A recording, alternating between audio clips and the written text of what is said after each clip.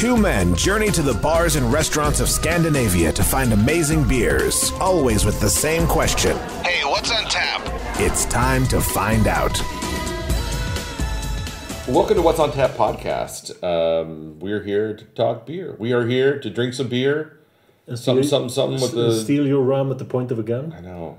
We don't have rum, but we do have barrel aged. Exactly. We don't know what kind of barrel it is. We don't. Does it not say? I don't know, but I am your host, Martin. And I'm Stefan. You know that already. No surprise there. We're always here. Hang around, Stefan. Every week. Level 5 Klinger. Yes. I am the dingleberry of the podcast here. I'm just always hanging on. Sure.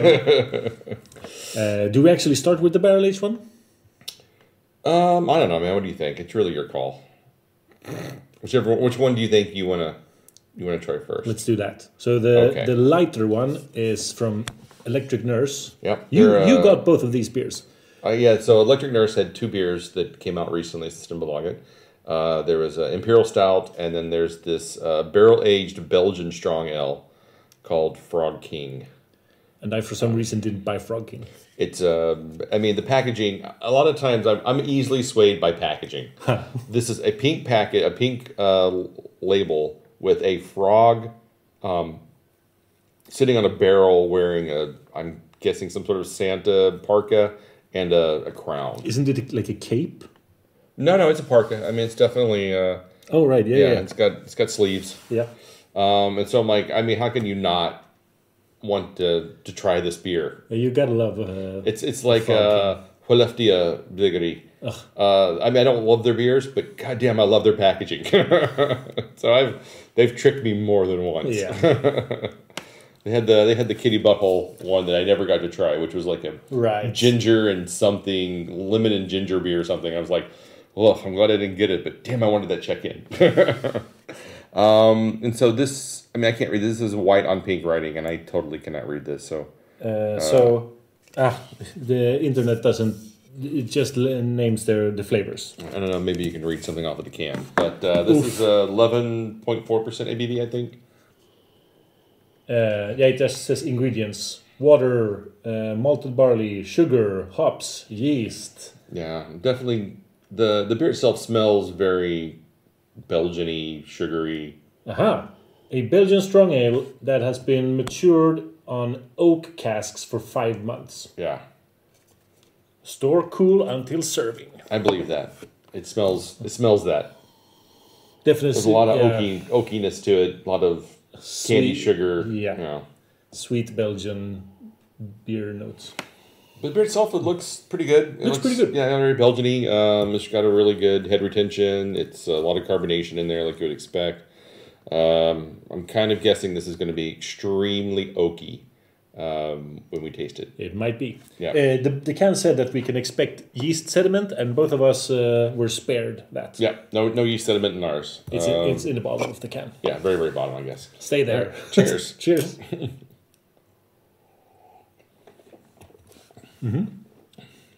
Wow.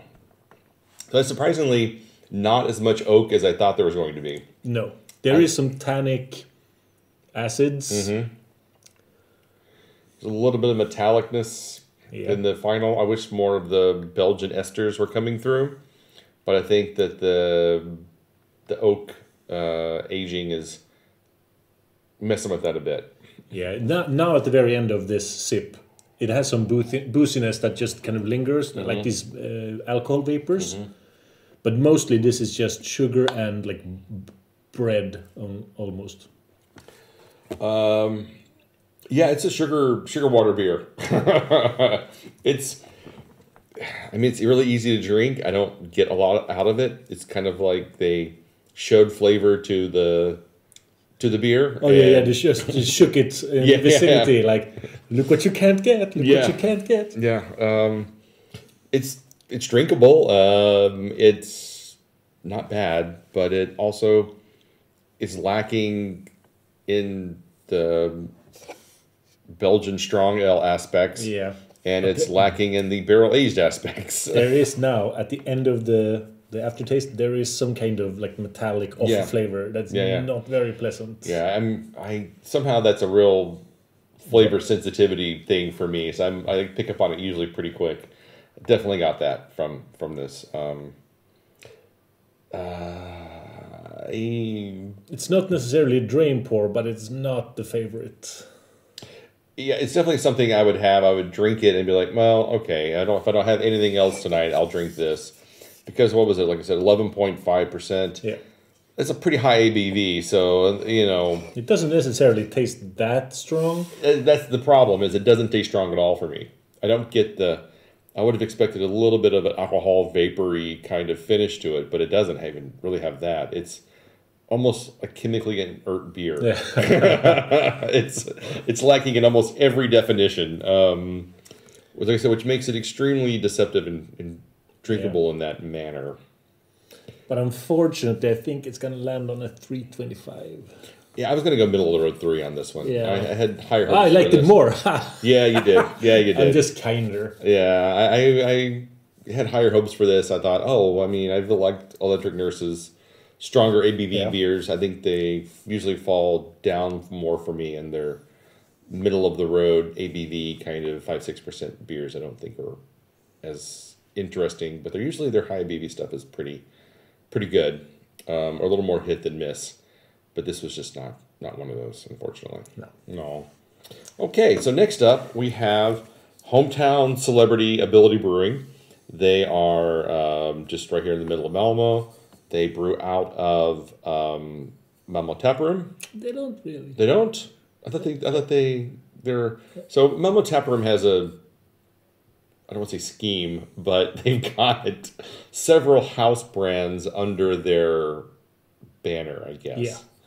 But if I've understood it correctly, everything that's brewed in the Malmö Brewing facilities becomes a Malmö Brewing beer or beverage, or like a Malmö mead, something like that. I think all the ability, the ownership is here in Malmö, but I think all of the ability are brewed somewhere else.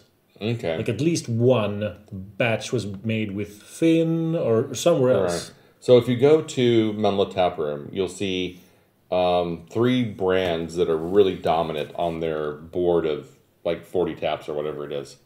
There's Malmö Meadery, there's Malmö Taproom, and then there's Ability. Yeah.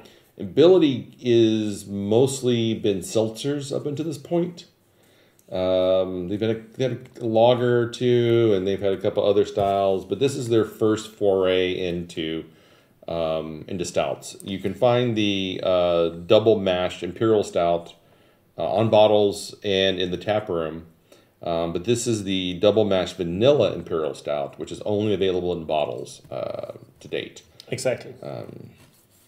Comes in at 11%, and it is was brewed in March 10th, 2022. Yeah, and that's all it really says. I can't say I'm thrilled with their labeling. It's kind of the most uninteresting packaging I've seen in a long time. It's kind of basic. Yeah. But it smells licoricey. It smells dark. It smells a little burnt. Yeah, there is definitely vanilla on the aroma. Yeah, I'm getting some vanilla in there. Was it you and I who tried the regular one, the one without vanilla together? It might have been. Very possibly. I think I've tried it twice. Once maybe with you, and then the second time where I didn't realize I'd already had it. Ah. yeah. The second time was with my friend Noel when he came to visit. I remember thinking, this isn't too bad. And then it got, I think it might have even gotten a 4. Yeah. That's not so bad. Yeah, that's not so bad at all. It's actually pretty good. And it's a hard, these double mash beers are hard-boiled beers. I mean, they're boiled down. They go through maturation twice. I think around here, Amager Brewery has their double mash that they release as an annual kind of Christmas beer release. And now they've done they do 4 different versions a year, where it used to just be the one. And those are usually pretty good, but it's a very deep, rich kind of beer. Right. Yeah, it smells. But maybe I'm just talking out of my ass. I mean, abilitydrinks.com just redirects to malmobrewing.com. Just a straight redirect. Yeah. Well, it's probably where you can find all of their available beers at the moment. Yeah. All right. Well, let's give this one a taste. Yeah. Cheers. Cheers. I will say the carbonation on this is really, really solid. It's holding it pretty well. There's excellent lacing on the glass.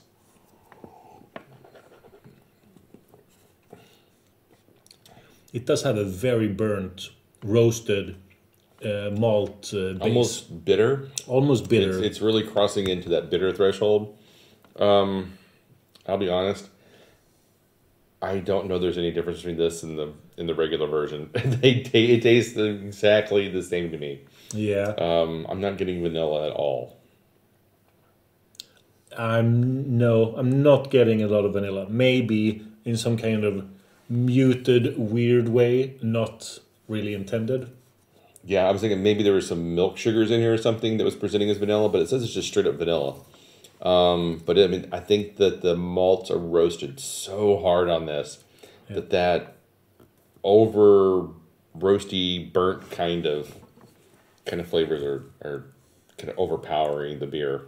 Yeah, and it almost messes up the mouth feel. It is a pretty thick and heavy beer, which is nice, which is what you would expect from double mash stout. But that bitterness is almost crossing into medicinal kind of flavors there. It's almost like the Danish Besk, like kind of like. So if you're from the area, if you had to say Danish Besk, it's like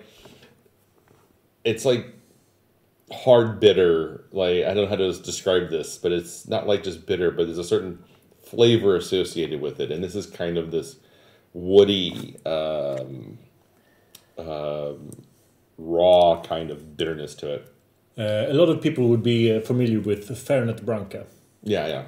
Which is like a similar bitter. The ending is very Fernet Branca-esque. I kind of like... So when you say Danish Besk, you mean Gammeldansk? Gammeldansk, yes, kind of, thank you. Gammeldansk and Fernet Branca are in the same category of herbal, bitter liquors. It really is a love-hate relationship. It's one of those things that you hate it the first time you have it, and then as you get older and your taste buds evolve towards the bitter flavors, you kind of appreciate it, enjoy it more. Accept it, yeah. Society beats you down to want to have it. I don't know what to make of this. It's a tough one. I think I'm going to have to give this also a 3. Ooh, that's really low for me. I could probably stretch to 3.5 if I focus just on the good aspects. Yeah. But I'll give it a 3.25. It's not like you're giving it like a totally different rating for me. I think 3.25 is pretty close. I could have given it a 3.25 as well. Yeah. I think the problem is I don't get the vanilla. It's just such a bitter, hard aftertaste that it doesn't offer anything more than that. I don't remember the non-vanilla one being like this at all. I don't either. And the mouthfeel is really good, like you said. Carbonation spot on. And it's probably what saves the beer for me, to be quite honest. You're looking up the original. What did you give the rating for the? Yeah, I just need to figure it. Okay, I gave it the regular one a 3.75. So that's not so weird. There's also a weird perfuminess at the same time. I don't know. There's a lot going on in here, and it's not adding up to the better score.